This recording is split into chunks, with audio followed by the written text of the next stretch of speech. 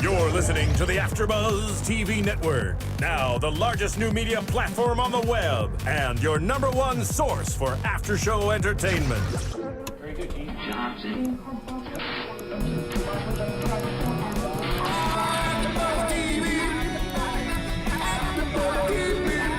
From the AfterBuzz Studios in Los Angeles, California, presented by Maria Menounos and streaming live thanks to Akamai Technologies. This is AfterBuzz TV's The Biggest Loser After Show. We'll break down tonight's episode and get you all the latest news and gossip. And now, another post-game wrap-up show for your favorite TV show. It's AfterBuzz TV's The Biggest Loser After Show. Here it comes.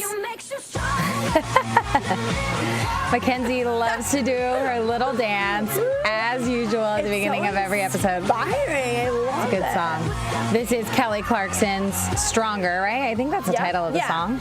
Super fitting for this particular episode. Definitely. Welcome, everybody. This is Season 15, Episode 3 of The Biggest Loser. For those of you that are joining us for the first time, my name is Lauren Mendoza, and I'm here with Mackenzie Fain. And like we said, this is a fitting song for this episode. We should just jump right in. Before we actually got into the bulk of the episode, it was really cool because we got to see Fernanda's transformation so far. Yep, was awesome. Amazing. She looks amazing. And it makes me so happy to see her confident. So Fernanda, she was kicked off last week and she started on the ranch at 250 pounds. So we saw her now and she, just barely off the ranch is weighing in at 195.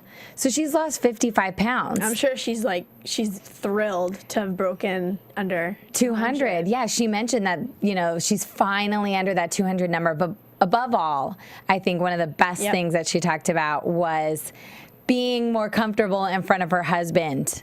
Finally being able to get naked. Yep. Fernanda, take it off. Take it off, Fernanda. And going on a date with her husband to imagine being married. They've been together since they were 15 years old. Crazy. And to get to a point where you don't want to be intimate. That sounds horrible. I know, it sounds she awful. So sexy in her little red dress. Yes, with her red lipstick, putting on her heels. And when she walked down the stairs to her husband for their date night that they hadn't been on in ages, he looked like he got a little choked up. He did. Right? Yeah. I thought so too. It was so nice. I loved it. It was really nice. So cute. And then her husband commented that he feels like he's falling back in love with the girl that he met when he was 15. And that's just so happy to hear, Yeah. So then we start off the episode, and I'm noticing a pattern. I kind of think every episode is going to have the same format, where we start off with a trainer and one of their contestants kind of having a little heart-to-heart. Mm-hmm. So this episode, we started off with Matt and Bob. And Matt is the contestant that we heard he had postponed his wedding to be here on the ranch. And he kind of gets into the detail of that. And, it seems like he's carrying kind of a lot of guilt for doing that. Yeah. But at the same time, he says that he had to do it, What did he say? He said, that he wants, obviously he loves his fiance. He wants to marry her, but he wanted to go into this marriage being the best version of himself. And he didn't feel like he could do that being the weight that he was at. Which was a great quote, you could say. And he did a great job. I just don't know why he put so much guilt on himself for that. I don't either. I was thinking we were even saying that watching it. It's a wedding. It's not like I'm saying we're gonna break up for a little while. I need to get myself together. Just postpone your wedding. Right. You're still planning to marry the person. Mm-hmm. You're just postponing the wedding. No, I totally agree with you. Maybe he's just feeling, because women, when you're going to get married, you're all excited about it. You go into planning mode. That's what I wanted to know. How far did they get into it? Did they have to postpone the venue? Did they have to call everybody and say, we're not doing this? I'm sure. I don't know. Because they were supposed to get married this weekend in the so they had picked a date. Mm-hmm. So I don't know. But either way, he seemed to kind of carry some of that guilt. But Bob was so great, as he always is, and just really affirmed, that he was doing the right thing. He said, you're really in the right place. And, at the end of this, your fiance is going to see you and know that it was all worth it. But it's interesting because we see him Skype with her later on in the episode, and she seems more encouraging. Like, it seems like the guilt is all Matt's, and his fiance is like, just do your best. Like, she seems more proud of him. Like, she could care less that they postponed the wedding because she just wants the best for him. Exactly. So, I don't know. This was just kind of his own inner thing. Yeah, I think it's just something personal he's going through. And it's hard to be away from your family so far. And just, I'm sure they feel a little, alone at times. And but he needs to get over it because, he's doing the right to put thing. it bluntly, you have to get over it because you are doing the right thing. Exactly. Yeah. And it's not like she dumped him. I was like, well, if you're going to, she didn't up and leave him. So you're right. He needs to kind of put it past him. And if they're both in agreement, then it's perfect. So then they get into their challenge for this episode. This was a little bit interesting. I always feel like these challenges are so complicated. They are, because they're kind of hard to explain. It's not simple. It's not like a relay race and whoever wins, wins. It's like there's tons of little elements. So basically, they walk in and they find out that they're unable to use any of the gym equipment until they bid on them and win the bid first. BL bucks. With their Biggest Loser bucks. So each team is given 500 Biggest Loser bucks, and they basically show the first piece of equipment, and they start the bidding. It seemed like this strategy for each team, they were all thinking about what their trainers use the most. So, they knew like the kettlebells and the weights were the first things to come up, and the blue team knew we use those all the time with Bob, more so than the boxing equipment or more so than certain things. So they wanted to make sure to get that. And then the other team's strategy, it was like if they knew that the blue team wanted it, they wanted to bid against them to just kind of raise the money. Exactly. So they would run out of their Biggest Loser bucks. So whatever they wanted, the other team didn't have that or they could get less. You know what I mean? Yep.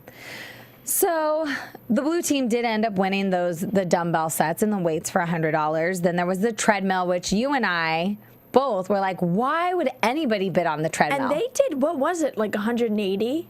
I think it actually went up to 250. Oh, was it? I think the white team, I think they started the bidding at 180 or something like that. And I think it went up to 250. And I don't remember which team it was, but as they were about to go up, one of the teammates was like, no, we can do this stuff outside. Sure. Yeah, they're like, we could do this outside. Why are we going to bid on it?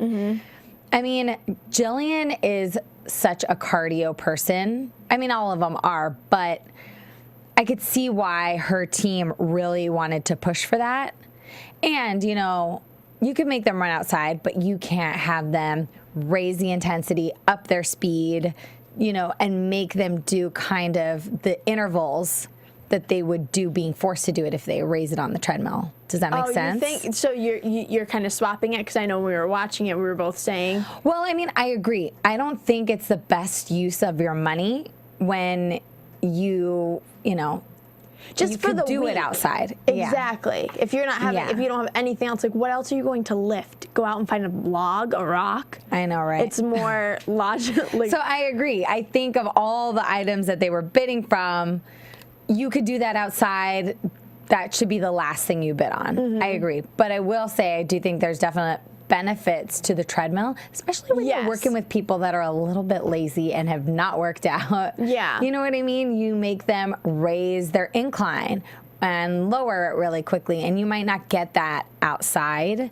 And kind of those, quick adjustments in your workout really burn more calories. So I could see the benefit to having it. And building your endurance is such a big part of, losing weight, even in general, because when you do that, you're pushing yourself and pushing yourself and pushing yourself. And on a treadmill, that's exactly what it does for you. So, I mean, definitely you're right.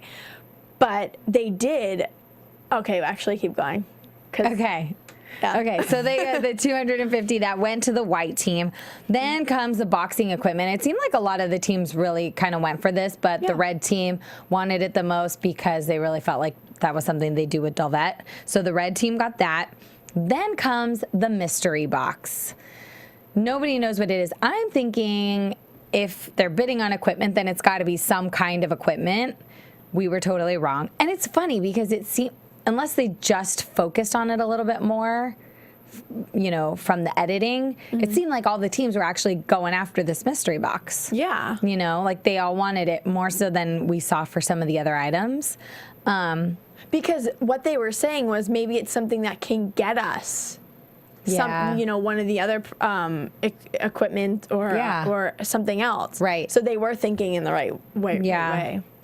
Yeah, so the white team got it for $180, and it's really hysterical because then when Allie finally reveals what's in this mystery box, it's bags of flour and sugar, like burlap bags.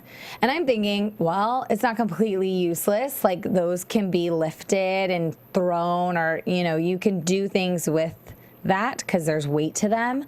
But everybody, of course, was bummed. They're like, we don't need baking ingredients. Like, what's that about? Then Allie shows the hidden Biggest Loser voucher that they have that they can redeem, and what they could do is they would basically use their voucher to take another team's items or trade their item. You know what I mean? So they would basically be giving those bags of flour and sugar to another team and stealing one of their items. Yep. So, of course, they did that, and they took the boxing from the red team, which the red team was so excited about. So they were really bummed. So in the end, the red team then got medicine balls and bags of sugar, which is so important. Yeah. It's basically just heavy items that you could, like, throw and lift and whatever. Same thing. So unfortunate for them.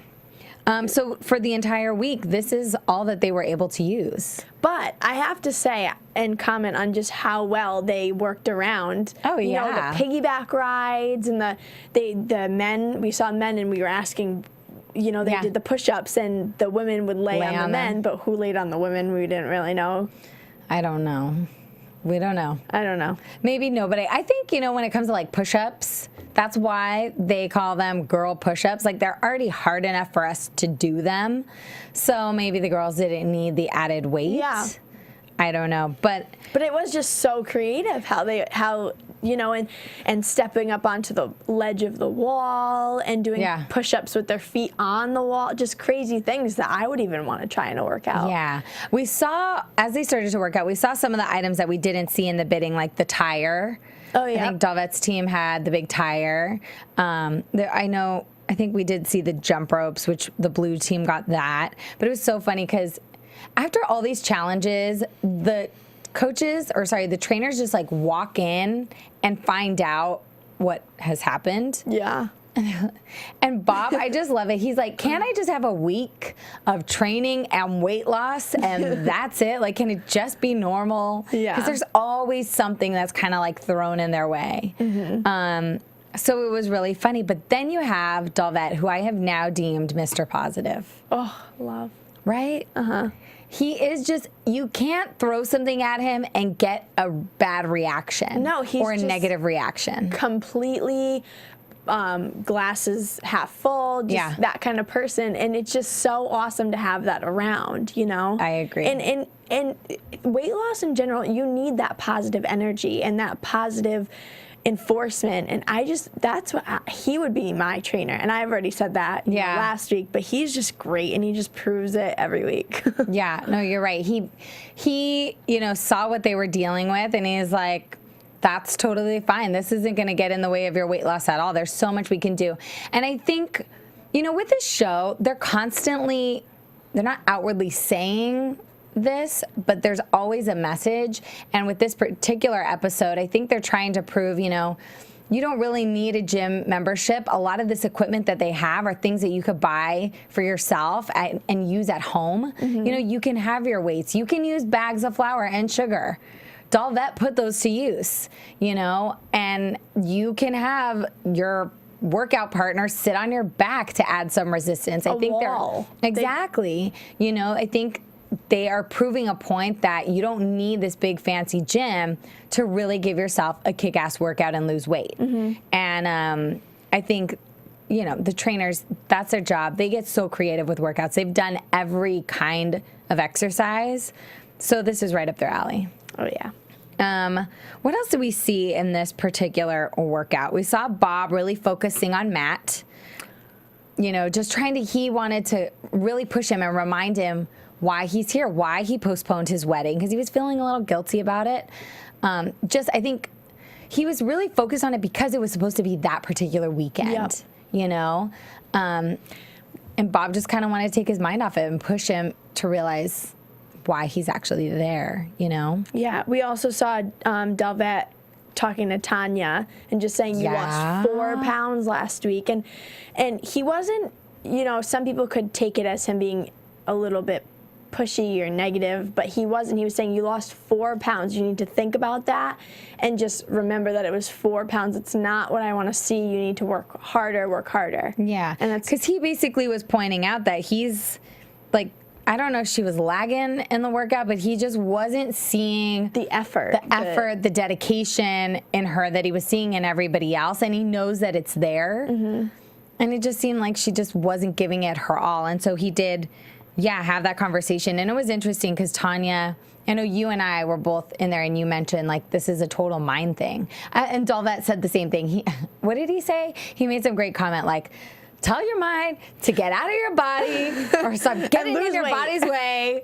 Yeah, it was like so great. Like it's that easy, Dalvet, just to like tell my mind to stop thinking. Yeah. But I love that he said that because I totally get it. Because she was in the confessional the whole time. She's just like, I can't do it, or just saying, just not up and positive things. She didn't feel like she was like moving as fast as everybody else. That's and exactly. she mentioned she was feeling intimidated because of it. And when you can sit there and keep saying like, this is how I'm feeling, this is it, it is a mind game because you're working it in your mind, you know? Yeah. So, and I think sometimes, I mean, obviously we all want to, be open about our feelings and be honest about our feelings to ourselves. But I think sometimes when you admit it and you say it out loud, you also let it be your excuse sometimes, not all the time. But I think when you're intimidated and you can admit that and say that, I feel like it's hard to help yourself push past it sometimes. And I mean, we see the connection, and they really do have a great connection, Delvette and Tanya, because this whole process and her feeling down on herself brings out the whole conversation about, oh my God, and he saw that. He was like, there's something wrong, I need to talk to her. So he did, and we find, he goes and talks to her, and we find out that her mama had her at 15. She was a drug abuser, and she abused her physically. That was one of the hardest things I think I've ever watched on The Biggest Loser. Ever. One of the hardest, maybe one of the most inspirational as well, because I tweeted this out. Tanya tweeted me back because she loves me. It's such a real issue. It's such a sad issue. And you see how it affected her. And it just broke my heart. It just killed me for her. But at the same time, I just had that much more admiration for her because while she's carrying all this, anger, hurt feelings, while she's carrying all of that, she's already kind of taking her steps, pushing past it by bringing herself to The Biggest Loser and by committing herself to that. And she sounds like an amazing mother. She's so committed to her daughter. That's, another area she's struggling with is the guilt of gaining so much weight during her pregnancy that it put her baby daughter basically at risk for the rest of her life of diabetes. And she has so much guilt for that. But she just also seems like such a sweet, loving mother. If she didn't love her daughter as much as she did, she wouldn't care. Exactly. So I just admire her so much for just being the person that she seems to be after having gone through the abuse and what sounds like such a hard upbringing, and now here she is. So, she talked about how, I can't even imagine a mother that would do this to their kid. So her mom had her at 15, like you said, and she said that as she was growing up, if people would compliment her, that her mom would hit her in the face. She said that was the biggest thing, Her mom would hit her in the nose or in the mouth or in the cheeks. She would always hit her in the face. And then it gets even deeper when she talks about also being mad at her family because her family knew. She went to her family for help. She told her family what was going on, and nobody took her away from her mom. No one came and saved her, like she said. And she can outwardly say she was worthy of being saved. And the fact that she knows that, you know, she does have some confidence. If she can say that. Yeah, worth, yeah. Yeah, it's not like she's saying, oh, I don't feel worthy of being saved. She knows she was worthy of being saved, and that's why she's upset. Yeah, and because nobody should be in that place, in that predicament, or anything like that. And the thing about her daughter that really struck me was that, you know, when you're pregnant, you have, and people have, you know, either Down syndrome maybe, or cystic fibrosis, any of these diseases that are, you don't tell until whatever. But so this one, she could have helped, but at the same time she couldn't, because she did have a problem, you know? Right. She had a food addiction. Exactly. Same way that her mom had a drug addiction, and she kind of carried that guilt of what her mom did to her, and she feels like she essentially abused her daughter in a different way with her addiction, and that's kind of where all her guilt comes from. And she says, I don't want anybody to ever feel, especially my daughter, devalue worthlessness, and just those feelings that she felt, which I can't even imagine. I can't. I don't even know. It's just very heartbreaking, that story. Yeah, that was such, I was crying. Tears completely. And I think Dalvet was too. And if I was in Dalvet, if I was sitting there where he was, I would have as well. And what do you say to that? I think I was trying to imagine what it would be like for Dalvet to hear that story for the first time and sit there in front of her and feel like, what can you really say to make her feel better? You know, you can't take away that experience from her life. And it's so heartbreaking. He did a great job with it. He did say you need to write 2 letters, one to your mother and one to your family. And the biggest thing about it is letting go and forgiving them. And I'm thinking, for me, I don't know if it's just me as a person, but I have a hard time forgiving, and I've never been in a situation like that, but I don't think I could forgive something like that. That would just make me even more mad. I know. Well, yeah. So he said in his letters, I think he wanted her to vent, like write down everything that you feel, write down all the hurt, everything you feel against them, but bring your letter at the end of it, you want to bring it to forgiveness.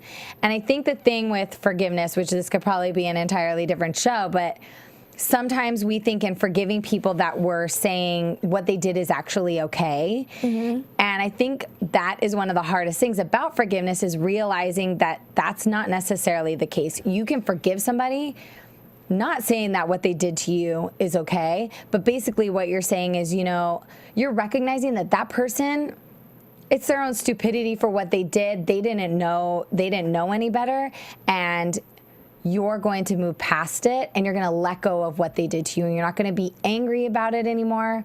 It's because not that right. anger is going to sit with you. That makes so much sense. You know, you couldn't have said that better. Like, there are people that you could be so mad about or mad at in your past and angry with, but to just let it go for yourself. You know what I mean? Like, you don't need to carry it. You don't need to hold on to it. And when you do, the only person that's hurting is you. Exactly. You know, being mad at somebody isn't giving them what they deserve. It's not going to change anything that they did, or, you know, it's not getting revenge at them. So you have to forgive them, or you have to let it go for your own well-being. And that's basically what Dalvet is telling her. You know, vent, tell them what you feel. But then at the end, bring it back to forgiveness. And really all that is just, I'm going to move past it. I'm going to let it go. I'm not going to keep thinking about it or letting those feelings weigh me down. It doesn't define who I am. It is about shedding just the negativity, the badness of their lives, and pounds, and just everything, and just becoming a pure, clean person. Yeah, because she knows who she is. It's about knowing yourself and your core. And like we said, she knows she was worthy of being saved, and she wasn't. But you know what? She's her own woman now. She's her own adult. She has her own family to raise. And what she has to do at this point is take care of herself and take care of her kids. And she can do that if she can let go. She's going to be that great person that she really is. You know, she can let herself kind of shine. So that was a very emotional moment. And one of the best. And I think Dalvette was probably the best person to have that conversation with for Tanya. So absolutely. I think in some way they were really meant to be together. Her little crush paid off. Yeah. I have to say. I know, right? How is her crush not stronger after hanging out with Dalvette? I mean, maybe it is, but I can't tell. Other things we saw in the workout I thought was really interesting. Holly, who is the former Olympian, Bob said that Holly has never been she has been over 300 pounds since she was in the 8th grade. But he followed that up and said she is such a strong person. And I was thinking, she is, because to be that weight all those years for your adolescent life and go through that, you have to be a strong person. So she is. So with that said, she is a strong enough person to lose this weight and get through it. Plus, like we said from the very beginning, she's a former Olympian. She's an athlete. She knows discipline. She knows hard work. She knows how to put it in. And if her goal right now is to lose weight, she's going to do it. I just think it's that simple. And, you know, if she's not pulling the numbers and eventually gets kicked off sooner rather than later, I don't doubt that she would take that home and lose it if that's her goal. Because you have to be a goal-oriented person and dedicated to be an Olympian.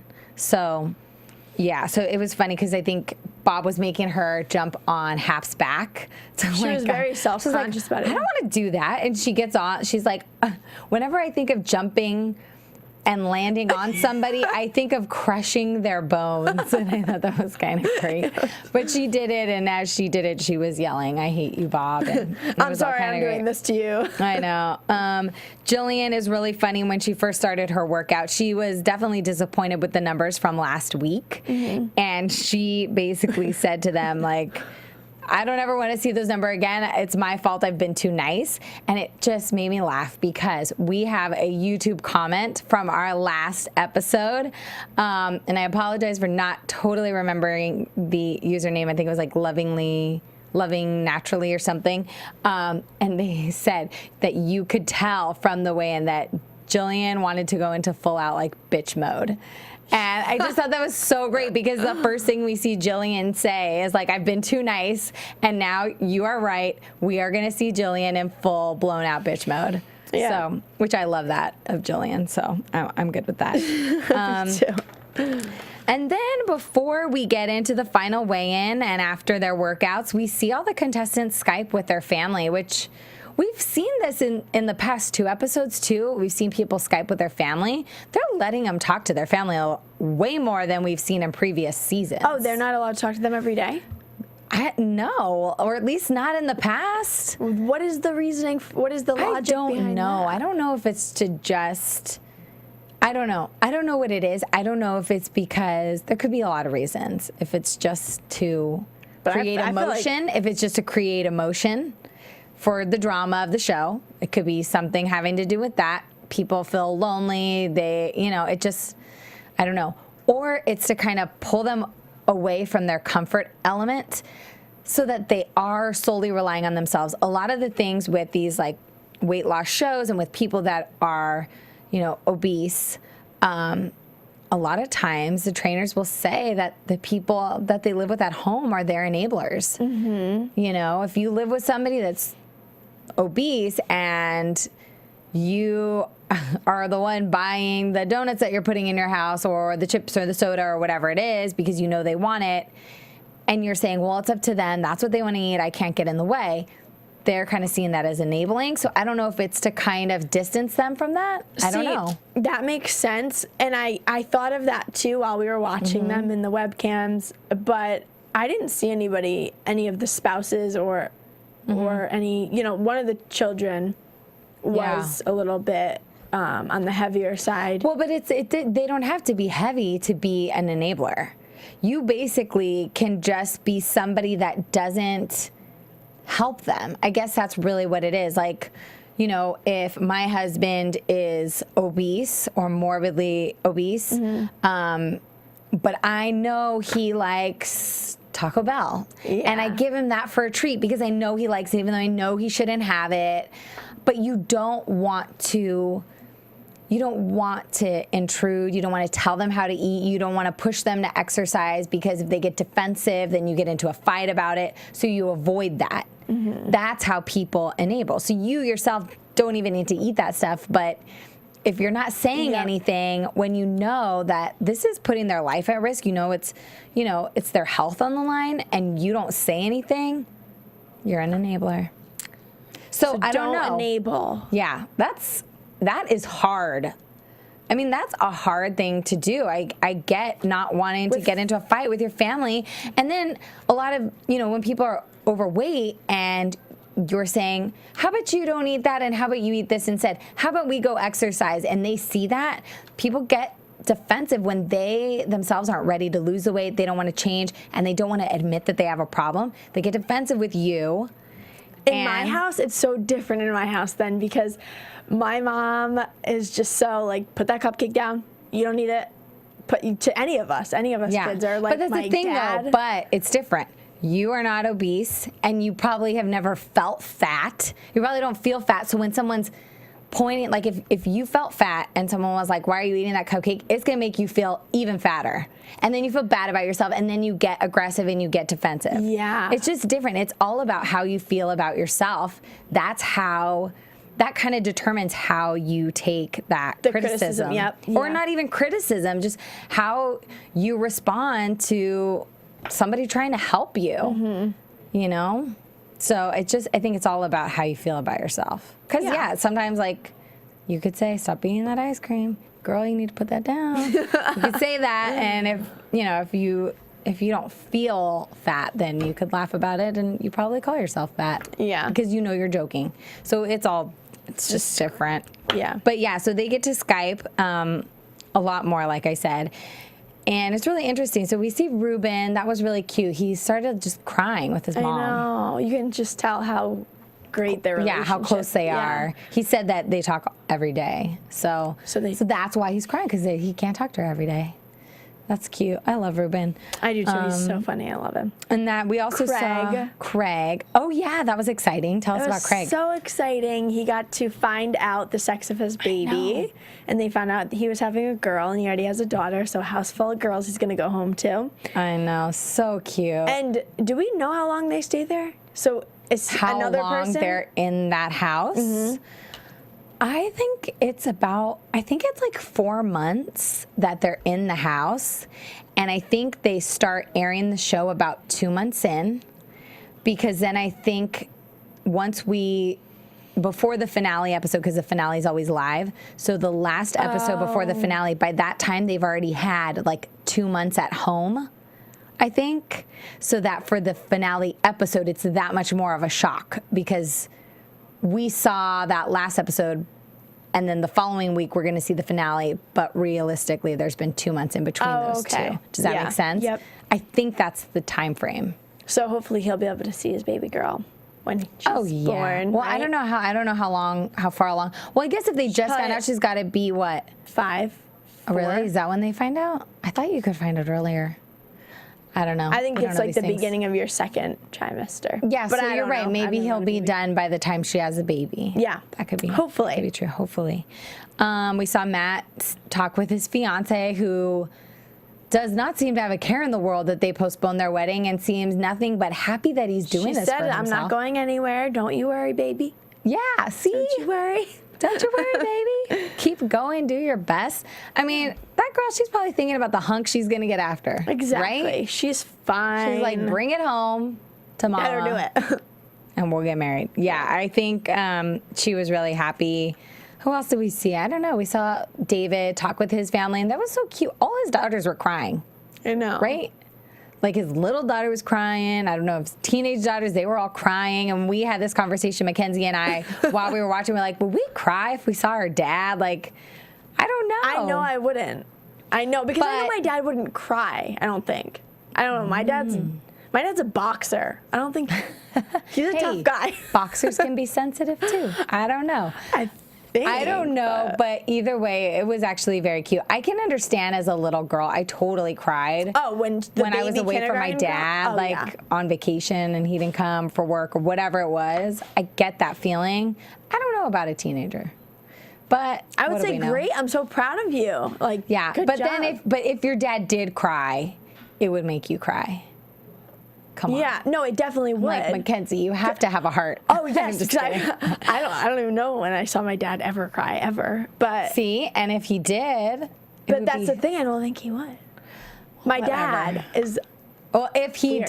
did, you would cry too, and in that case, then you would totally get it. Yeah. So because these episodes are so quick now, they're an hour, we get right into the final We were weigh-in. so shocked for that. I know. It's like, we're already here. I don't even understand.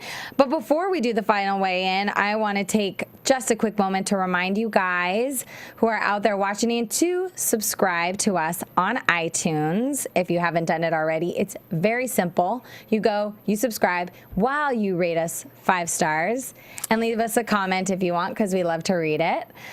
Subscribe, and then these podcasts will automatically download for you. So go to iTunes, and while you're there, you can also subscribe to any of the other fantastic, amazing AfterBuzz shows that we have here. And watch us live. You can call in. Yeah. It's great too. I want to hear your comments. I know. Call us in. Call us. That'd be fun. Because it's funny to read your comments on YouTube and everything afterwards, but it would be so great to hear them live. Because then I think, oh, wow. Oh, I wish I would have known that. Yeah. Didn't know it. Let's get right into the final weigh-in. Alrighty. This is a fun part. So we start with the blue team. Bob did not look happy with every single person that pretty much went up there. He just was not digging it. Matt gets up there. He's lost 6 pounds. And for somebody at 319, 6 pounds is not a lot. It's nothing, really. And really, like, not to spoil the whole thing, but that's what they kept saying throughout the whole thing. Yeah. It's these men are huge, and Yeah. they're not losing what they should be at this point, which is Right. odd. But I mean, we'll keep going. Yeah, Hap lost 5. Again, not a lot. Chelsea lost 3. That was kind of a tough one. Holly lost 6, which I think for a female, that's not bad. And Bobby lost 7, which is not horrible. I mean, it was the biggest number of the group, sadly. They lose a total of 27 pounds at 1.72%. So they go into the white team, and at this point, They have to lose 19 pounds correct. in total. Craig gets up there. He loses 4. Marie loses 6. And at this point, I think together they needed to lose 9 pounds, Toomey and Jay. Now, this was awesome. They get up there, and both of them lose 10 pounds each. Toomey, I love Toomey because she was so excited. She runs over to Allie and just like gives her the biggest hug, and you never see anybody do that. Yeah. It was so cute. She runs down, then she hugs Jillian, and And Jillian. 10 pounds is great. I mean, That's awesome. That's really awesome for a female, for a week where they had to get more creative with their workouts. They didn't have all the gym equipment at their fingertips. and then the whole team before them, nobody reached barely even near 10. So I it was know. great. And so it was great. So once Toomey went up and she lost 10, the white team was already in the clear, but it was just added bonus that Jay gets up there and loses 10 pounds too. So Jillian was thrilled. So bitch mode works. Bitch mode worked, yep. Then you go to the red team. So based on this, in order for the red team to beat out the blue team, they need to lose 25 pounds. Jennifer gets up. She loses 4, which isn't great. Rachel loses 7, which is not bad. A pretty good number for her. She was happy. David loses 6. And I think this is the thing. This is another reason why Dalvet is just Mr. Positivity all the way. You know, Jennifer gets up, she loses 4. He says it's not the number I wanted to see. David gets up, loses 6, and he says, you know, he's like, I saw what you did in the gym. You know, that number doesn't really match Is that the one? your Yeah, he effort. said, I'm not, he said, I'm sorry, or was that Ruben? No, this is Ruben. Okay. So then Ruben gets up, and Ruben's really confident too when he gets up, because he's like, you know what, I Always pulled. smiling. Yeah. Well, aside from that, though, he gets up and he's like, well, I pulled, I don't know, I lost 20-something pounds in the first week. I lost 10 pounds last week or whatever it Really was. working it up. Yeah. He's like, I can lose 8 pounds, because at this point, with Ruben and Tanya left to weigh in together, they only needed to lose 8 pounds to beat the blue team out. So Ruben's like, I could do this on my own. you know? And I'm thinking, even if Ruben doesn't do it, I'm thinking him and Tanya could definitely combined lose 8 pounds, right? Ruben gets up and he loses 3 pounds. And everybody's shocked. Ruben's shocked. Ruben apologizes. And he says, I'm so sorry. And Delvette says, I'm not disappointed in you. He goes, oh, because Ruben said, I see the disappointment on your face. He said, I'm not disappointed in you. I'm disappointed in the number. Yeah. Which, he's just, you even said it when we were watching, just Mr. Positivity once all over again. Yeah. I mean, who doesn't want to hear that? I know. He said something like, I'm proud of you, you know? I know what you did. I saw the work that you put in. And who doesn't want to hear that, right? But again, at this point, such a big guy, it should be falling off. I don't get it. Well, I think that's like Bob and all that were just so confused. If you know what it felt like? This felt like week 2 syndrome.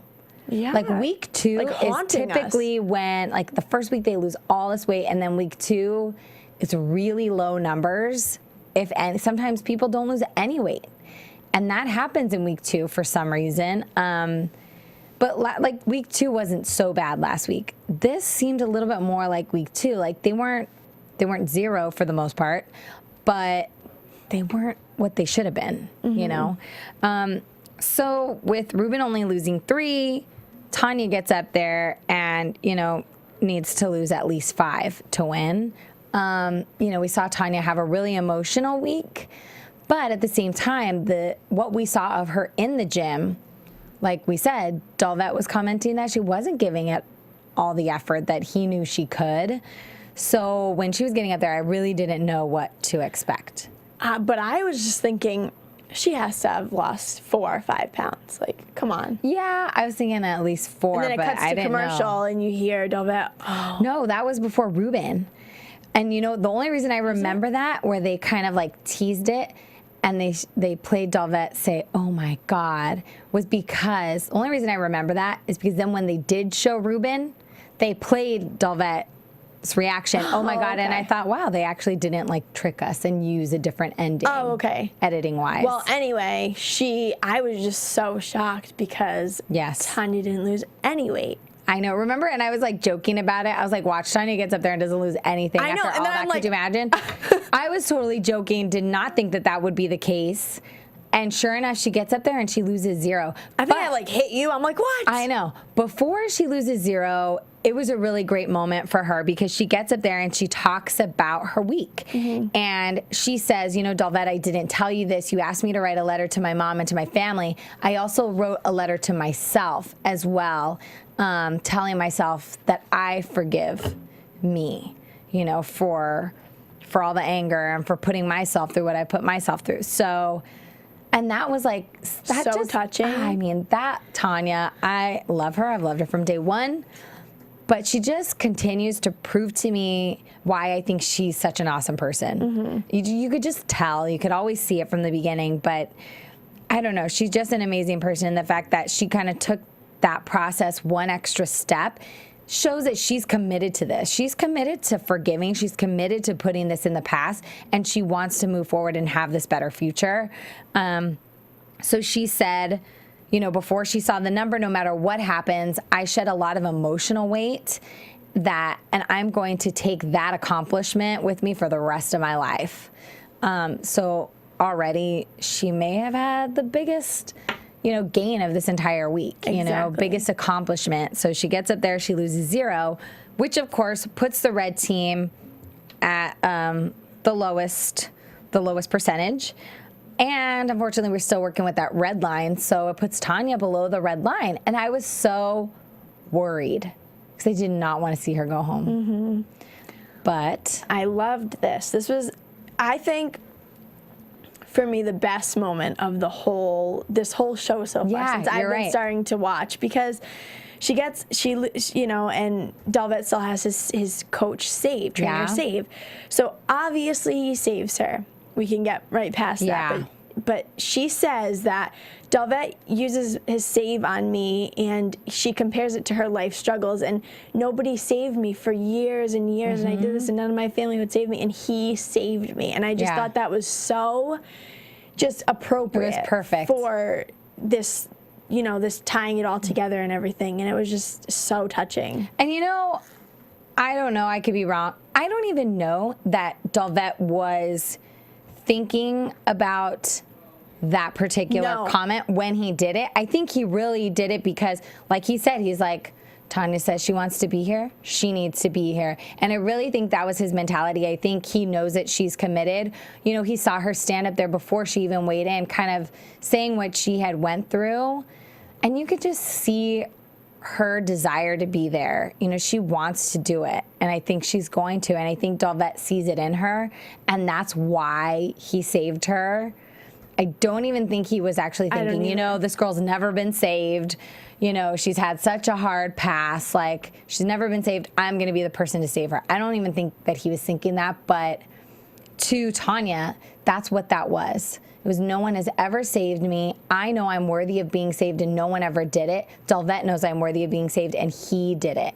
He had the opportunity to save me, and he only has one opportunity to do it this entire season, and he used that on me. And she said all of this just came like full circle to me. And I think that was a really big moment for her, you know? So I'm just so excited to see her kick ass throughout the rest of this competition. I mean, it is a lot of pressure that she has now. You know, he saved me, and this is the week that I'm coming back. So next week is going to be something, you know. Well, I think they're always like, if you're saved, you're always going to want to come back and prove that you deserve to be saved. Oh, yeah, they get that saved patch. Yeah, they get the save patch right on their shirt.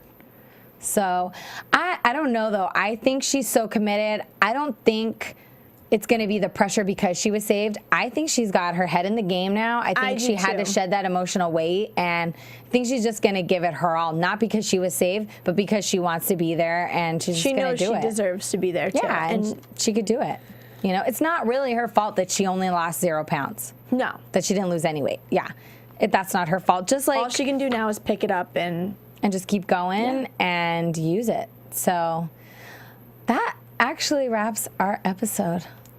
So sadly. So sadly. That was a fun one, and I am so excited to see what's going to happen next week. It seems like just another emotional episode, as always. I think the trainers are going to get bitchier, Should harder. we go into predictions then? Okay, let's do some prediction. Oh, you have some predictions? I do. Then let's start with you, because I need to figure mine out. AfterBuzz TV Okay, well. predictions. See, we saw the Halloween episode, which we don't know really why it wasn't this week. Yeah, that's right. That's what's going to be next week, is going to be the Halloween episode. Why that didn't happen this week. You know what? I know why it didn't happen. Because the Biggest Loser season was actually supposed to start a week earlier. Oh. So it looks like everything just got pushed once. So. Oh, okay. So they were trying to do it good. But, yeah. Okay, so my prediction is, we see them eating the candy. So I don't even know how that's going to go. But okay. I predict that we are going to have a really good weigh-in, and people are really going to start taking off the weight, especially this candy thing. I don't know how it works. I've never had to deal with it. But I think they're going to be like, I need to get this candy off and just think about the candy. Oh, you think it's going to push them further? Yeah, I do. And I think Tanya is really going to bring the heat. You think so? Mm-hmm. I agree with you. I think Tanya's going to bring the heat. I think, what I can assume and what I can hope, I don't know that this is actually a prediction, we need to learn a little bit about Bobby. I mean, Bobby gets up on the scale. I don't even know who Bobby is. Yeah. To me, at least, like, we've heard her name. We've seen, like, a comment from her here and there. Bobby, I don't even know who you are. We need to learn a little bit more about you. We need to learn more about Holly as well, and there's definitely more people. Rachel, Jen. Everybody, yeah. I mean, the list goes on. This is what happens when you only have a 1-hour show at this point.